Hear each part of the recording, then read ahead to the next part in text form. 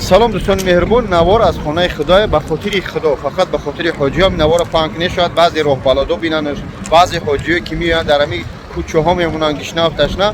اینجا جای خندش نیست، اینجا به سوما میمونی. همه اینا مو دیدگیم. من الحمدلله گشنه و تشنه نیستم. برای سنجش من خودم اومدم. اگر که همین اومده توالتی سه میشه. این همین ساعت است مقصد گسنیسوهای ماهان. این همین است. اما در همین جا یک جا تو اتوبوسا رو نرفته ایدست دیروز هم آب تقسیم میکنن هم آب. یعنی برای آدمای مقصد نیازمند گشنه و تشنه بسیار است. هم مثلا خوراک. دوستان عزیز ان میجره با دقت گوش کنید. دوستان عزیز این همه جایی که میبینه اون صورت پرزیدنت شده. اگه پیش نرم با گپم برسه این ها صورت پرزیدنت شده. اگه همه جای این همچنین خوراک تقسیم میکنن در روز 3 بار. هم زفترک هم عبید هم اوزن. یعنی که من 3 وقت دیدم حاجیام تا قطار میستن چیکار میکنن خوراک تقسیم میکنن. به هم خاطر دوستان عزیز همین نوار پانک نه این نوار کردن. بعضی برادران میان سومش تیور میشه، بعضیش میان مقصد گشنه میمونن تشنه میمونن نمیدونن از کجا بینن. بعضیش میان راه بلدا متاسفانه کیدا چو میکنن در کوچه ها میمونن به خوراک با اوقات گفتم میاره جزیره آباد میکنن. به هم خاطر این نوار کردم که گشنه و تشنه نگرده. 3 وقت خوراک میتین 3 وقت نگاه کنید. از همین که دور اومده وقتی هم بالای محسن گاسیتو میره اینجا ماشینا آب تقسیم کردن. همین اینم که تنه اینجا قطار میره اینا مردم دادن تقسیم کرده خورده شدن. هم خیروس برابر میره اون هم ماشینا همونجا خوراک تقسیم میکنن. دوستان میتونه همینجا ایده می دستی راست خوراک گرفته در اونجا به حاضرش کمک ولا سیر کنی محتاج یگون کس نمیشه. سحری بعدی بامداد تقسیم میکنن. من خدمت رفتم برای رنگ سنجش که چیه مقصد درنی ساندویچ چی میگن هم خیلی است چینای بلوشکای و سوکای با اوی پرستوی. خلاصه از اینکه برای شما حاجی عزیز کردمش فایده نرسید زلال نرسونه که ما حرکت میکنیم زلال هم که نرسونه فایده برسونه که یک حاجی در کوچه میمونه به سو میمونه بیا اینجا بخره.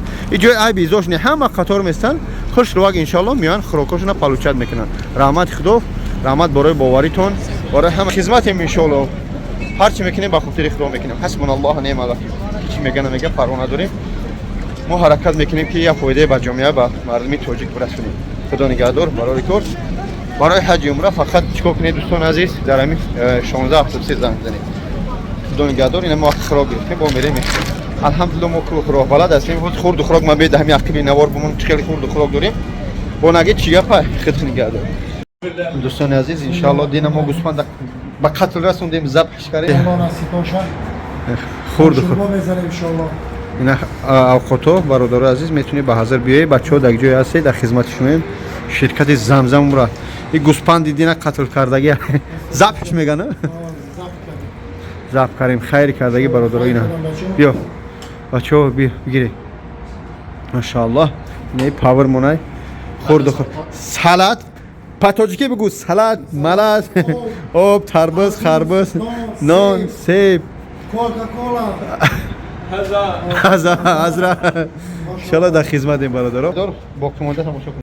سلام دوستان مهربان. امروز 31 دکبر است. انشالله در قرار داریم در چی میگن در مهمانخانه یا گسیلچه. مسئله خورد و خوراک حاجیانی و حاضر عبید است. نی آشی عربی لوبیا و تاجیکی و عربی اینش با اوقات عربی ایش با مکرون با کیمچی عرلش بود اینش خیلی مرغ‌های پختگی حلال این شورباش میگن قطی سبزی اوتلا های سالاد پلات این همیشه برادر عزیز همچنین خوراک هستن. این شیرینی و همه طرفه در خدمت هستن. ان شاء الله میتونه برادر اینا گه مهمان خانه حرکت میکنیم. شخصانی که با خورد و خوراک بیان حرکت میکنیم با قدر امکان با خوراک تعامل میکنیم. بعضی آدما از همین خوراک ها ناز میکنن نه فراموش نکنید که هیچگاه خرطاب و شکراب و آش تاجیکی و خوراک‌های ملی خودمان با اینجا نمیبراین. یعنی بالو هستن البته اما خوراک‌های اینجا هیچگاه با ما نمیبراین. یاد خورد خوراک هستن. حتی ما بعضی محل گوسفندها میکشیم برای خورد خوراک حاجیان. متاسفانه همه هم گوسفند میبرن یک شوربا ای سرشون میمونن. الحمدلله نمیتونن کوخنی خوب ندارن. الحمدلله خورد خوراک نشان دادن بهترین حرکت میکنیم در خدمت باشیم. این رقم 1673 برادران میتونید چیکار کنید بیایی در چی در همین شرکت زمزم در خدمت رسونی شما هستیم. 3 وقت خورد خوراکش $1400 یعنی خوراکش خیلی $200 $1200 بخورد خوراک. اما البته خوراک های اینجا تیزن در همین مکه با اون خاطر ما حرکت میکنیم که خوراک ها رو به تیزی کنیم. نوشیب در خدمت اسمها معتمد ماشاءالله from Egypt. Egypt yani Mısır جای حضرت یوسف. خدا نگهدار. السلام.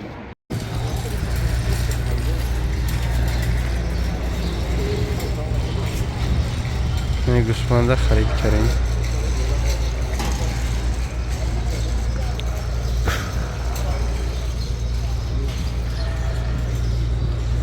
شپیدن. Salam alaikum. How are you? What's your name? Saddam Hussein. Saddam Hussein? Yeah. You? La, Saddam Hussein? Yo, MashaAllah. what's your name? Where are you from? Bangladesh. Bangladesh? MashaAllah. MashaAllah. I Ali. Ali. Yeah. Info? Tajikistan. Rajasthan. Tajikistan. Tajikistan. Tajikistan. Tajikistan. Tajikistan. Ahli Fars. Salmani Fars. Imam Bukhari. Imam Hanifa. You good? Right. MashaAllah.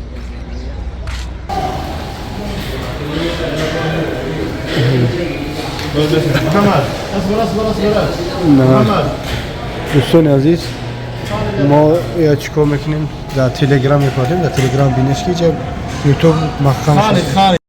دوستان عزیز سلام علیکم و رحمت الله. امروز 31 دکبر هفته و سوختیم و بردیم خیر 31 دکبر قرار داریم در مکه در بازاری اینجا گاومال بازاری شهر مکه گاومال بازار شهر مکه گوسفندای دلدروزی انشاءالله برای حاجی ها ما چیکار کردیم گوسفند خریم اومدیم از انشاءالله میبریم گوسفند رو میخریم بعضی برادرها خیر کردیم بعضی برادرها میکشن همین خیلی انشاءالله نشان تنیتیم تا آخر پیگیری کنیم این گوسفندها چی پرودن نمیدونم از این یک نشان میتیم این گوسفند این پروده از همه پروده قیمت یعنی که این نمودش میگن با ترکی نی خوشقار است این از همه قیمت ترین نمودی گوسفند 600-700 دلار یک دونش خود برای خوردن میگیریش خود برای مالکنی یک دونه 600-700 دلار عربا دیگه از همین استفاده میبرن میخرن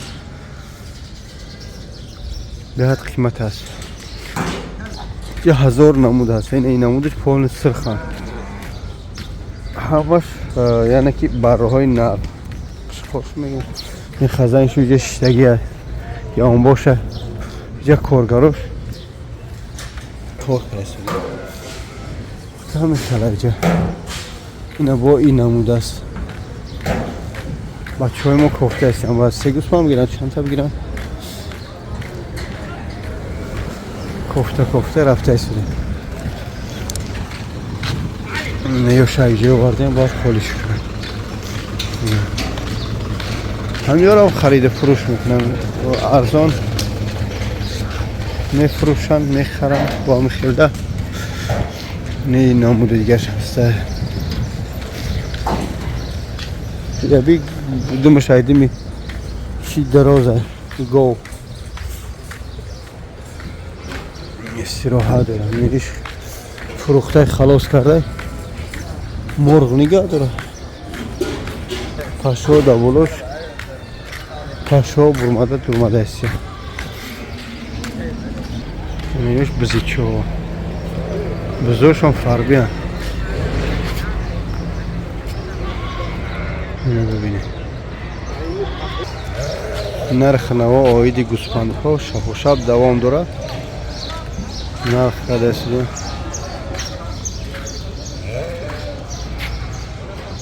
دوستان عزیز ما الحمدلله گوسفند هم کشتیم مایده 40 کیلو کرینه 2 نفر گرفته شدن 40 کیلو گوشت کرده یک گوسفند کلون هم هستن این مسجد شونه مسجد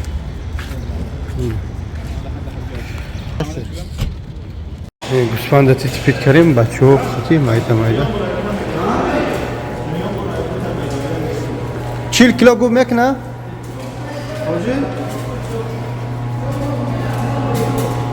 زیرگیر دینامی پدر چی میگردی پدری خیش او اگر تو مردی اینم خیلی بچه ها